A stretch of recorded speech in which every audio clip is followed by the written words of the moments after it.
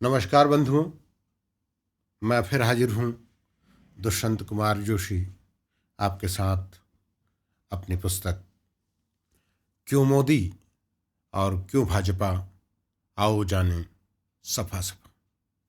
देश में इस समय लोकसभा चुनाव की दृष्टि से जागरण काल चल रहा है। सुधी जनता को जागने की जरूरत है और मैं बात कर रहा हूँ आज आपसे। इस पुस्तक में आम आदमी पार्टी पर मेरा एक लेख है, उसी के संदर्भ में आपसे चर्चा करने के लिए उपस्थित हुआ हूं।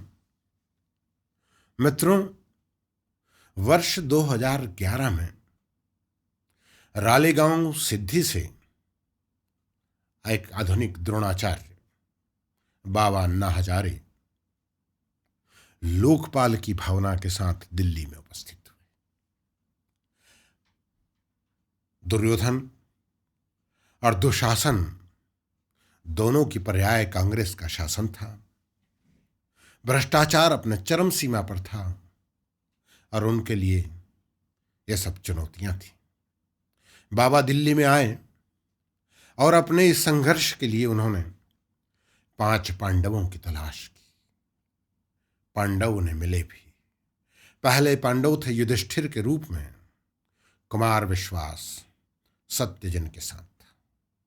दूसरा पांडव मिला अर्जुन, जिनके निशाने पर सत्ता थी और नाम था अरविंद केजरीवाल। तीसरे पांडव थे भीम। भीम की भुजाओं में 10,000 हाथियों का बल था। ये जो भीम थे, इनकी भुजाओं में भी सैकड़ों युवाओं का बल था और उस भीम के पर्याय थे 4-5 लोग: मनीष सिसोदिया, संजय सिंह, जितेंद्र तोमर और सत्येंद्र जैन। ये सब भीम के पर्याय थे, युवा इनके साथ थे। फिर थे नकुल, जिनका कोई कुल नहीं था, किरण बेदी, प्रशांत हेगड़े, ऐसे लोग, प्रशांत भूषण, जो साथ थे। और अंतिम पांडव थे सहदेव के रूप में बाबा रामदेव और ऐसे राष्ट्रवादी दल, ऐसे राष्ट्रवादी संगठन जो चाहते थे दुर्योधनों का अंत हो, दुशासन का अंत हो। आंदोलन चला बाबा के नेतृत्व में और इसी नेतृत्व के दौरान अरविंद केजरीवाल की जो आत्मा थी वो शुद्ध रूप से शासन के पैंतरे पर जाकर बैठ गई। अरविंद केजरीवाल का जो निशाना था वो सत्ता थी, सरकार थी और अपने हित थे। हुआ यही, बाबा का आंदोलन धीरे धीरे लोकपाल शांत होने लगा। बाबा को उनके लोग रालेगांव सिद्धि भेज दिया गया और बची हुई लोकपाल की पाल लेकर अरविंद केजरीवाल दिल्ली में बैठ गए, जिस पर उन्होंने आप पार्टी का गठन किया। एक सत्य को चाहने वाला, सत्य की भावनाओं को लेकर आंदोलन में अगवा रहने वाला कुमार विश्वास आप पार्टी से दूर कर दिया गया। फिर बचे सिर्फ अरविंद, उनकी सेना और उनका निशाना सरकार और सरकार।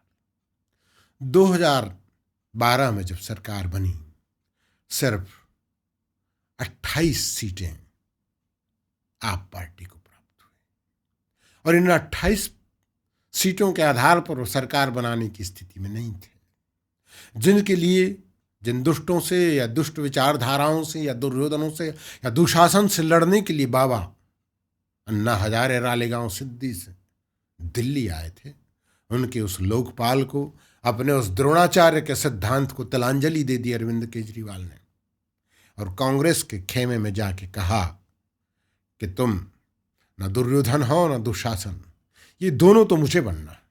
मुझे तुम दिल्ली का मुख्यमंत्री बनाओ, फिर देखो दुर्योधन क्या होता है और दुशासन क्या होता है। सरकार बनी और सरकार बनने के बाद यही अरविंद केजरीवाल बाबा अन्ना हजारे का आशीर्वाद लेने पहुंचे। बाबा ने आशीर्वाद दिया, लेकिन बहुत दुखी मन से दिया, और उसी दुखी मन से जो आशीर्वाद दिया उसमें उन्होंने कहा, बाबा ने कहा कि तुम भस्मासुर हो जाओ, तुम्हें मैं भस्मासुर होने का आशीर्वाद देता हूं। यह अंतर्मन से दिया गया आशीर्वाद था। द्रोणाचार्य और गुरु का आशीर्वाद जब कभी वरदान के बजाय श्राप में बदल जाए तो ऐसे शिष्यों के लिए डूब मरने से कम नहीं होता है। और अरविंद केजरीवाल ने देखा बाबा का वह आशीर्वाद भस्मासुर होने का सफल हुआ। अरविंद केजरीवाल जी ने सबसे पहले हाथ रखा, जितेंद्र तोमर के सिर पर भस्म हो गया। जितेंद्र तोमर के भस्म होने के बाद अरविंद केजरीवाल ने दूसरा हाथ रखा विजय सिंगला पर, तीसरा हाथ रखा सत्येंद्र जैन पर, चौथा हाथ रखा मनीष सिसोदिया पर, पांचवा हाथ रखा संजय सिंह पर। सारे के सारे नेता भस्म हो गए। बाबा का श्राप सर चढ़कर बोला। और अंत में केजरीवाल ने उसी श्राप के बदले, उसी श्राप के परीक्षण में अपने सिर पर भी हाथ रख लिया और स्वयं भी भस्म हो गया। देखा इस देश की जनता ने, ईडी ने देखा, सीबीआई ने देखा उस हाथ को जैसे छिपा कर रखा था इतने सालों से। अरविंद केजरीवाल ने वो खोज लिया गया, वो हाथ खोज लिया गया। और उस हाथ के खोजने के बाद आज दिल्ली में यदि कोई भ्रष्टता, दुष्टता और गुरु को दगा देने वाला कोई शिखर है तो उस शिखर का नाम है अरविंद केजरीवाल। ये एक ऐसा व्यक्तित्व, इसके सारे कर्मों को नारों के रूप में परिभाषित मैंने किया है।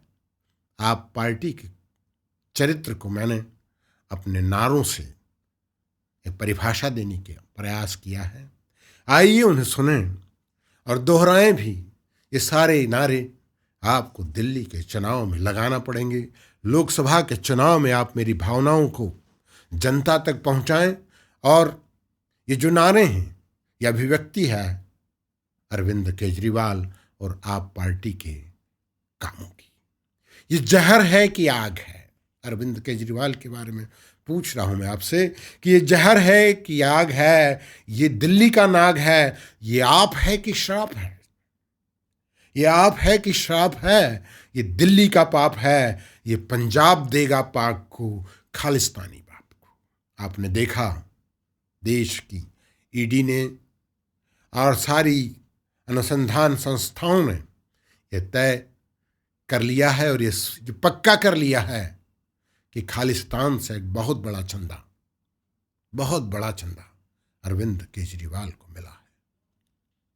जो सबके सपने खाता है वो अरविंद कहलाता है। और ये दंगी किसके काम है? ये आप वालों की नाम है। हत्यारों से किसका नाता? हत्यारों से किसका नाता? अरविंद है जी उनका भ्राता। हर चौराहा जाम था दिल्ली में, हर चौराहा जाम था। और अरविंद दिल्ली का निजाम था। आपने देखा कभी किसी को उठा पाया? उसने अपने पूरी ताकत लगा दी कि देश की इज्जत खराब हो तो हो जाए, लेकिन हर चौराहा जाम रहेगा। हर बुरके वाली के पीछे अरविंद केजरीवाल खड़ा था। बिन खतना का कौन इमाम? मैं पूछ रहा हूं दिल्ली की जनता से कि बिन खतना का कौन इमाम? अरविंद है जी उसका नाम। जो मंदिर कभी न जाता है वो अरविंद कहलाता है। झाड़ू किसके हाथ में? अताउल्ला के साथ में। बाबा अन्ना हजारे कौन है? ये जब पूछो आप अरविंद केजरीवाल से कि बाबा अन्ना हजारे कौन है, तो बड़ी बेशर्मी से उत्तर देता है अरविंद केजरीवाल। वो पूछता है कि ये कौन है? आप यदि उनसे पूछें कि अन्ना हजारे कौन है तो ये पूछता है अरविंद केजरीवाल कि ये कौन है?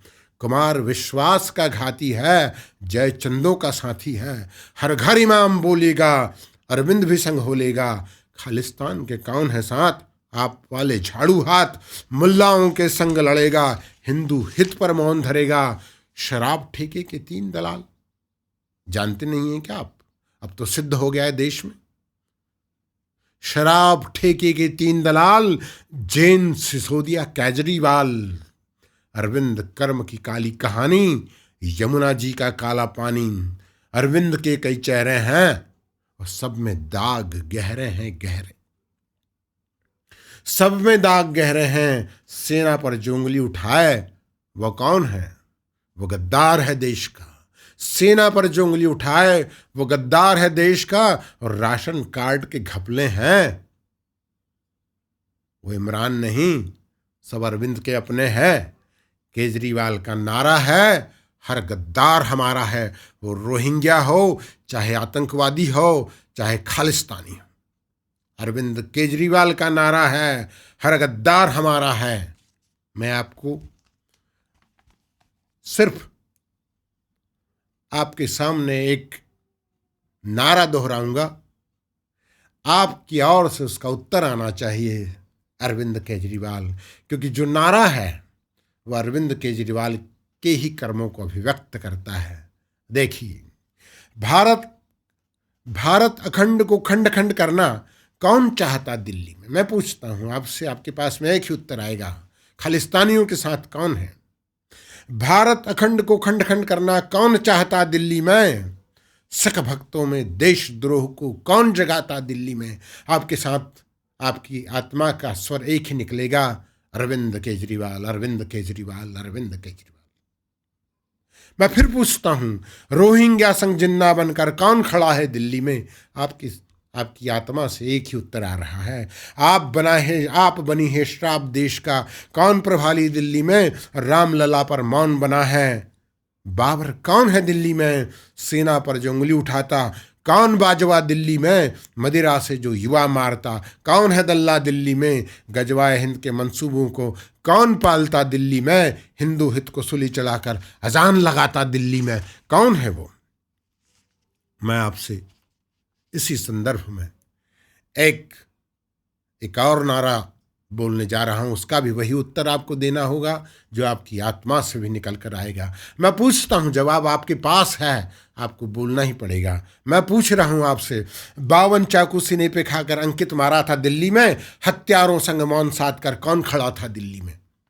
पूरा देश जानता है कि उस समय मौन कौन खड़ा था, हत्यारों के साथ कौन खड़ा था। अंकित की जिन लोगों ने हत्याएं की उनके साथ कौन खड़ा था, आप जानते हैं, उसका नाम जानते हैं। उसका नाम आपको जानना चाहिए इस लोकसभा चुनाव में।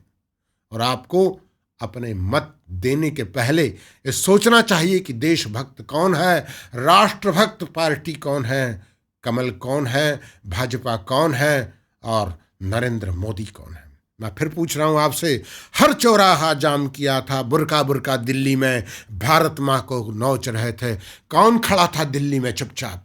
मैं आपसे फिर पूछ रहा हूं, सरे राह चीखी थी बहनें दिल्ली में, सरे राह चीखी थी बहनें, भाई कटा था दिल्ली में, वोट मांगने अताउल्लाह संग कौन खड़ा था दिल्ली में? मैं आपसे पूछ रहा हूं फिर वही कि दुर्योधन धृतराष्ट्र आप हैं, आप दुशासन दिल्ली में, गांधारी भी शांत खड़ी थी, कौन खड़ा था दिल्ली में? यदि आप जानते हो कि इन सब का नाम, इन सब का एक ही उत्तर है, आप और अरविंद केजरीवाल, तो इस लोकसभा चुनाव में आपके भी हाथ जोड़िए, अरविंद केजरीवाल के हाथ जोड़िए, भारत माता के साथ आइए, नरेंद्र मोदी के साथ आइए, भारतीय जनता पार्टी के साथ आइए और देश का सुनहरा भविष्य बुनने में अपने आप को लगाइए। जय हिंद, भारत माता की जय। वंदे मातरम, वंदे मातरम, वंदे मातरम।